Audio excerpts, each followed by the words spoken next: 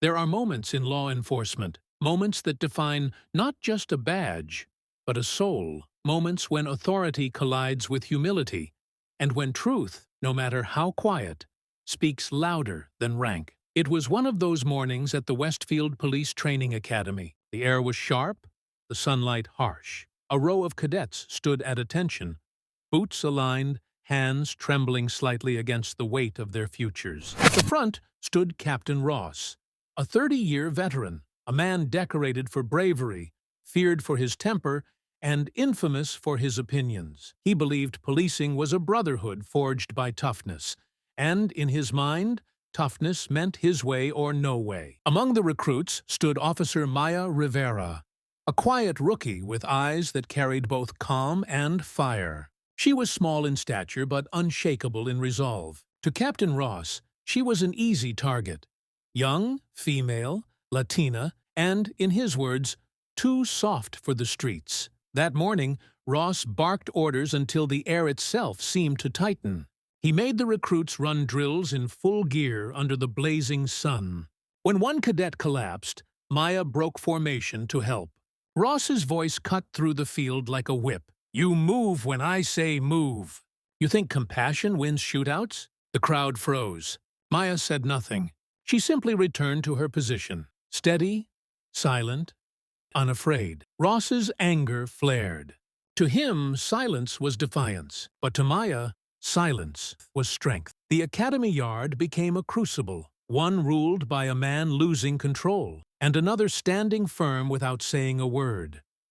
What neither of them knew was that the lesson that day wouldn't be about training. It would be about truth. By midday, the heat was merciless. Sweat darkened every uniform. But Captain Ross wasn't done. He called Maya forward. "You think you know better than your commanding officer? Let's see how good you really are." He ordered a combat drill, hand to hand, instructor versus recruit. The crowd whispered nervously. No one had ever been foolish enough to challenge him. Maya stepped into the ring, calm as the morning she arrived. Ross lunged, fast, heavy, angry. But Maya moved with precision, not aggression. She blocked, pivoted, and restrained him with effortless control. When she released him, the field went silent. Ross stumbled back, his pride shattered. "Where'd you learn that?" he growled. Maya looked at him, not with arrogance, but with quiet truth. "U.S. Marshal's Office, sir. Counter-Assault Training Division.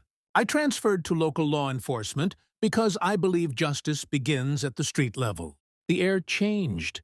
The recruits looked at her with new eyes. Ross's face drained of color. For the first time in his career, he was speechless. The field that once echoed with his rage now held only silence, a silence heavier than shame. The story spread through the academy like wildfire. Whispers turned to questions, and questions turned to reflection.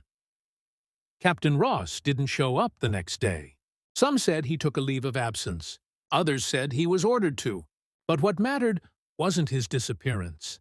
It was what Maya's quiet act had sparked. For years, recruits had mistaken obedience for honor. But now, they began to understand that integrity isn't submission, it's conviction. Days later, Ross returned, unshaven, quieter, humbled. He gathered the entire class on the same training field where his arrogance had been shattered. "I owe an apology," he said, voice low but steady. "To Officer Rivera, and to every one of you, I taught you to fear weakness. But she showed me what real strength looks like." Maya stepped forward, but she didn't gloat. She simply nodded. "Sir, I wasn't trying to prove you wrong. I was trying to prove that compassion and strength can coexist." That line, simple, sincere, hit harder than any punch ever could. From that day forward, the academy changed. The yelling softened. The lessons deepened. The recruits began to see policing not as dominance, but as discipline. Not as control, but as courage. Maya didn't demand respect. She earned it, one silent act at a time. And Ross learned to listen. Because justice, when stripped of ego and prejudice, doesn't scream. It speaks quietly, and those who truly serve hear it. Moral. Power means nothing without principle. True strength lies not in commanding others, but in commanding oneself. Years passed. The story of that day became a legend whispered in every new cadet class. They called it the lesson on the field. Maya Rivera rose through the ranks, detective, lieutenant, then captain. Her name became synonymous with empathy under fire. And Captain Ross? He retired with humility, often invited back to speak about the day he met the rookie who changed his life. In classrooms across the country, instructors replayed that moment, not to humiliate Ross, but to remind officers of a truth bigger than any badge. The day you stop learning, you stop serving. At the Wall of Honor, beneath the Academy's flag, a plaque was added years later. It bore a quote from Captain Rivera herself. "Justice doesn't wear a face, a color, or a rank. It only recognizes courage and the will to do what's right when no one else will." The field where it happened remains empty most days, but recruits still pause there before graduation. They look out at the sunlight, at the quiet, and remember that the loudest lesson in law enforcement was once taught in silence.